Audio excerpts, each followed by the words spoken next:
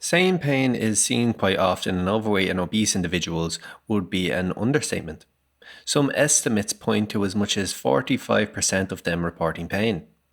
Of course, the pain has many facets, including headaches, visceral, psychogenic, etc. But above all, the prevalence of musculoskeletal pain will be high since excess weight worsens posture, joint stress, and inflammation. For this discussion, we will be speaking specifically about chronic pain.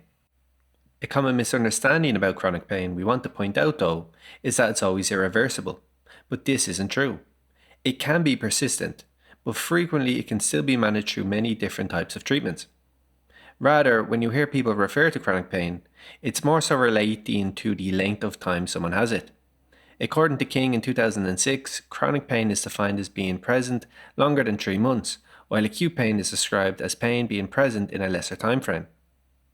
A large-scale US survey involving over 1 million people suggests that overweight people are 20% more likely to have chronic pain, while Class 1, Class 2 and Class 3 obese persons are 68%, 136% and 254% more likely, respectively.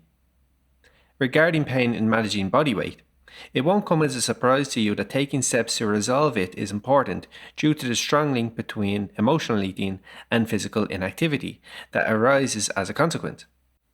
But another repercussion that's less spoken about is the impact it has on cognitive performance, i.e., attention, memory, problem solving, processing speed, reasoning, and ultimately decision making. Because after all, if one's ability to make decisions is hindered, how can one be expected to stay on top of making the right food choices day in and day out? One momentary lapse in decision making could erase all of a person's previous dietary restraints throughout the week, let alone that day. But how does pain impact cognition? How much does the consequence of that hinder weight loss? And can treating pain then, on the flip side, improve cognition and ultimately help facilitate weight loss? Well, we break it down today. But first, as always, please take note of our disclaimer. With regards to pain, let's look at a great illustration by Bushnell et al. In 2013 on the links between the psychophysiological processes, emotions, cognition, and pain, starting with cognition and pain. Firstly, we see the negative association between pain and cognition it puts forward. It suggests that having pain can turn into a vicious cycle between both, where the more one feels pain, the more their cognitive performance will take a hit, which will, in turn, negatively worsen the initial pain again through poor decision making and so on. But the complexity of the dire consequences of pain don't just stop there. If we look at the illustration as a whole, we'll see just how much more complicated it gets when our emotions come into the picture, since it also has a two-way negative effect on pain. And to make matters even worse, the poorer someone's emotional state is, the worse their cognitive performance will be too, and vice versa. As such, long-term pain can lead to a big, complicated, vicious psychophysiological circle that progressively worsens over time.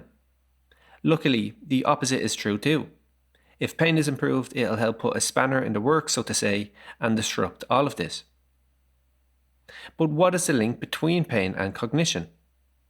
But just on a quick side note, if you'd like to undertake our evidence-based and results-backed personalized Plato weight management program, please click the link in the top right-hand corner of the video or follow the link in the description. Many people believe that it's simply because pain is distracting or because it creates a lot of frustration, making it really hard to focus. While these things are factors, it goes a lot deeper than this. Many studies have shown that chronic pain can lessen the grey matter in the brain's prefrontal cortex. This brain region is relevant because it's responsible for higher order cognitive functions like decision making and impulse control. Grey matter is significant because it houses the neuron cell bodies and synapses needed for processing information, integrating inputs, and generating complex responses. Chronic pain can impact the brain because of the associated stress and inflammation that can damage brain cells and disrupt their connections. The Framingham Heart Study demonstrated this in 2018. In it, the researchers evaluated the amount of cortisol, aka the stress hormone, in the blood of over 2,000 healthy middle-aged people, while assessing their memory and thinking skills, as well as taking images of the brains. The results showed that the subjects with high cortisol levels in the blood scored lower on memory and cognitive tests and lost brain volume over time. Fortunately, losses in this brain region density are often fixable after successful treatment of chronic pain. So if you're one of the concerned people, don't worry. Still, this does show the importance of taking steps to resolve pain if you're trying to lose weight so that you can reduce emotional eating and the cognitive decline that stems from it, and thus aid you in making better dietary decisions. And the benefits of this don't just relate to the short term, as research indicates that both pain and cognition influence people's ability to stick to their weight loss goals. One study suggests that if someone improved their pain by a meaningful amount, they could be 30% more likely to stick to their diet over the long term, while others indicate that higher levels of cognitive function are linked to better weight loss adherence.